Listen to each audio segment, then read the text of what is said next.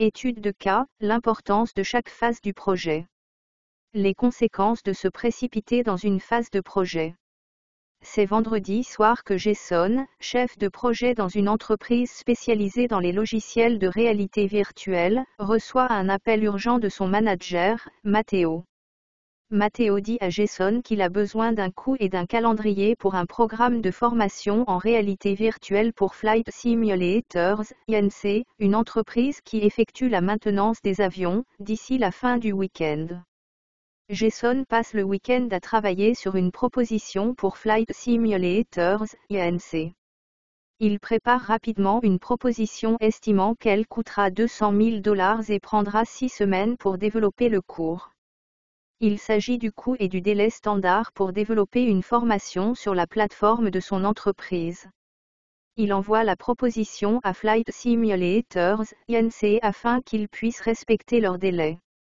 Lorsque Jason entre dans le bureau le lundi matin, Matteo lui dit qu'il a été réprimandé pour ne pas avoir suivi le processus de l'entreprise pour élaborer une proposition et inclure les ingénieurs dans le processus.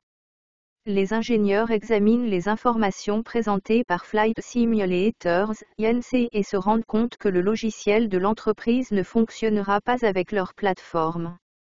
Il faudra 6 mois pour développer leur plateforme pour répondre aux besoins des logiciels de l'organisation et 6 mois supplémentaires pour tester l'intégration du logiciel et de la plateforme. Le coût de développement et de test de ce logiciel s'élèvera à plus d'1 million de dollars. Ce projet a échoué avant même d'avoir commencé. Il n'y a aucun moyen de répondre à la demande de Flight Simulators, Inc. sans affecter le budget, la qualité et le calendrier. Qu'est-ce qui aurait dû se passer? Lorsque son manager l'appelle, Jason lui dit que s'il comprend que Matteo veut rendre le client heureux en lui faisant une proposition rapidement, il aimerait prendre un peu plus de temps pour bien faire la proposition. Jason dit à Matteo qu'il rédigera un email à Flight Simulators, Inc. et demandera un délai supplémentaire pour développer une proposition précise et raisonnable. Matteo hésite mais accepte. Lundi matin, Jason voit que Flight Simulators, Inc. a répondu à sa demande. Ils apprécient le fait qu'il ait fait part de ses préoccupations concernant le délai d'exécution rapide de la demande de proposition. Ils disent qu'ils lui donneront une semaine pour travailler avec son équipe afin de fournir une estimation pour le projet.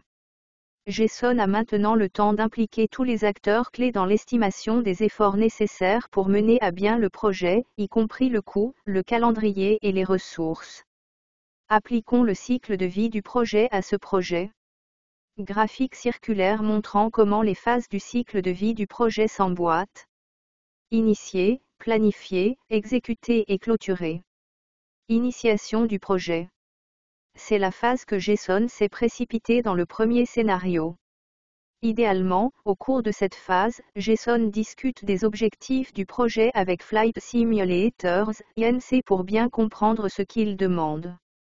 Une fois que Jason a défini les objectifs du projet, il peut rassembler les parties prenantes et les membres de l'équipe du projet pour définir ce qui doit être fait pour créer avec succès cette formation pour Flight Simulators, Inc. Jason identifie les compétences requises, le calendrier et le coût de développement la formation. Il identifie et documente la valeur que ce projet crée pour l'entreprise. Il présente toutes les informations qu'il a rassemblées à l'équipe de direction de son entreprise, qui approuve la proposition de Jason. Jason soumet ensuite la proposition à Flight Simulators, Inc., et il l'accepte. Faire un plan. Maintenant que Jason a le feu vert pour travailler sur le projet, il élabore un plan de projet du début à la fin. La mise en place d'un plan garantit que tous les membres de l'équipe et les parties prenantes sont prêts à accomplir leurs tâches. Jason décrit les échéances et les tâches importantes pour la réussite du projet. Il crée un calendrier pour tenir compte de toutes les ressources, matériaux et tâches nécessaires à la réalisation du projet. Exécuter et terminer des tâches. Au cours de cette phase de projet, l'équipe de projet de Jason met son plan en branle en exécutant les travaux. Jason surveille son équipe pendant qu'ils accomplissent les tâches du projet.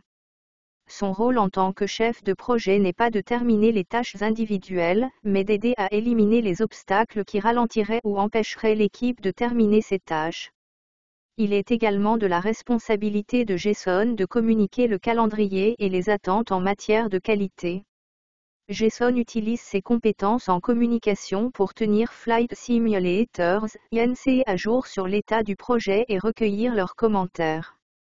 Cela permet de maintenir le projet dans les délais et dans le budget. Clôture du projet. L'équipe de Jason a terminé avec succès la formation, et il la donne à Flight Simulators (INC). Ils sont très satisfaits du résultat. Jason est maintenant prêt à fermer ce projet et à passer au suivant. Avant de clore ce chapitre, Jason et son équipe discutent et documentant les enseignements tirés du projet. Qu'est-ce qui a bien fonctionné et qu'est-ce qui pourrait mieux fonctionner la prochaine fois? Jason organise également un petit déjeuner pour son équipe afin de célébrer et de reconnaître leur dur labeur. Clé à emporter. Passer par un cycle de vie complet d'un projet peut sembler beaucoup de travail, mais l'impact à long terme que cela aura sur votre projet est énorme. C'est votre travail en tant que chef de projet de vous assurer que votre direction comprend vraiment le risque de ne pas se préparer correctement pour un projet. Faire des hypothèses incorrectes peut mettre votre entreprise en danger. Au lieu de cela, prendre le temps d'initier, de planifier, d'exécuter et de clôturer soigneusement votre projet mène au succès du projet et à de bonnes relations de travail avec les clients.